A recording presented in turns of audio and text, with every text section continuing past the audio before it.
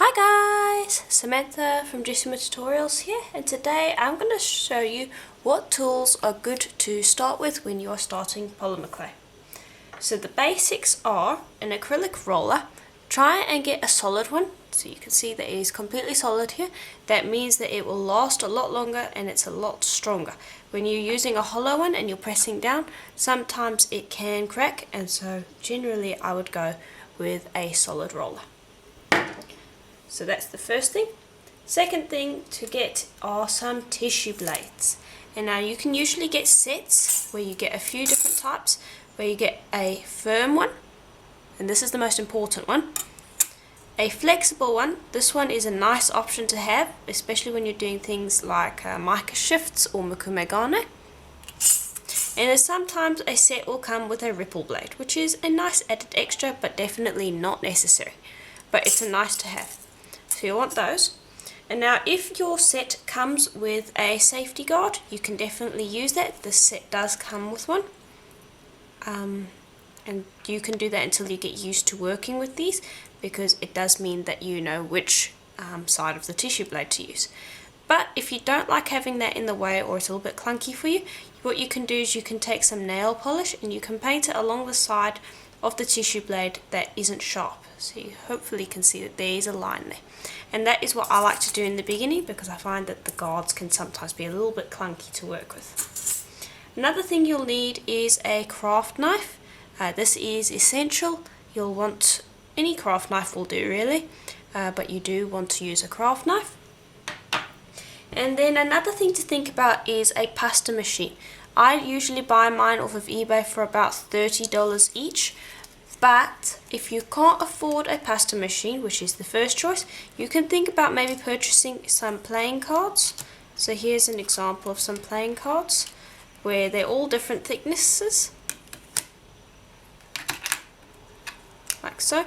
So you can see they're different thicknesses, and so what you would do essentially, let me pop these to the side, is you'd have your piece of polymer clay and you'd have to roll it out to a certain thickness. Then you would put it between your slats over here, and then you would use your acrylic roller to roll until you're not stretching your polymer clay anymore. So that's a good replacement if you can't afford a pasta machine, but I would definitely go with a pasta machine if you can get one. And you can find pasta machines on eBay and Amazon. Another thing to think about are cutters. Now a cheap way to get cutters are definitely cookie cutters, but the problem with them is they tend to have an overlap over here where the metal touches the metal to finish off the cutter, and the only problem with that is that you'll need to smooth off that side, and it can make finishing a lot harder than it actually needs to be. And also a lot of these metal cutters aren't symmetrical, so you need to be careful when you are purchasing them.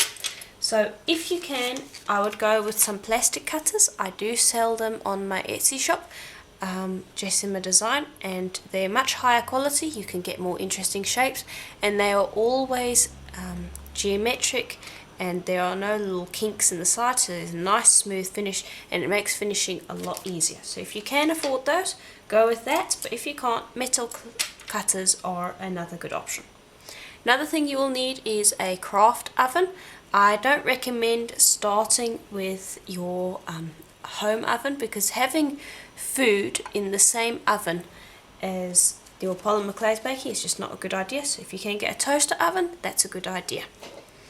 Another essential one that it took me a while to find is a pin drill.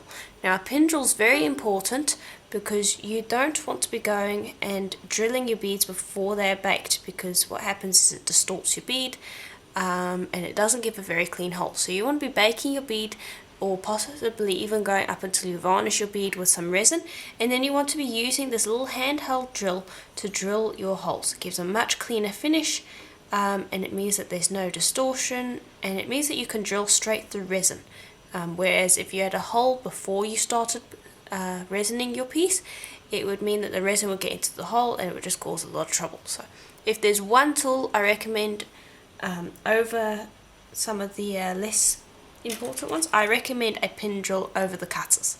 So that's how important I think this tool is to you starting your polymer clay. Another final tool to start with definitely is some sandpaper. You can use wet dry sandpaper. Something that I like to use are these polishing papers, where it goes from a 400, which is the green, all the way up to an 8000, and it gives me a nice finish on my bead. And then I just like to buff it with my buffing wheel, but you can also go and just rub it against your jeans, and that will give you a really nice finish on your bead. But if you can't get hold of these, wet dry sandpaper will do. Just see if you can get at least a 2000 grit wet dry sandpaper and start with a 400. So those are the tools that I recommend you start with. These are the bare basics, but they do. For most projects, these are all you would really need.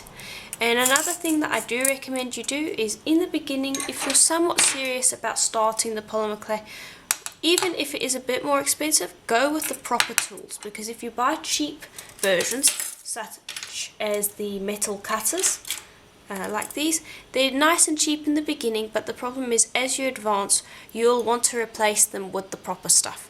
And that means that you'll have to go and spend money all over again. So if you can, buy the proper tools in the beginning, such as the pasta machine instead of the playing cards, and plastic cutters instead of metal cutters. But that's just my opinion on things. And so I do hope that this was helpful, and I will see you in the next tutorial. Bye for now.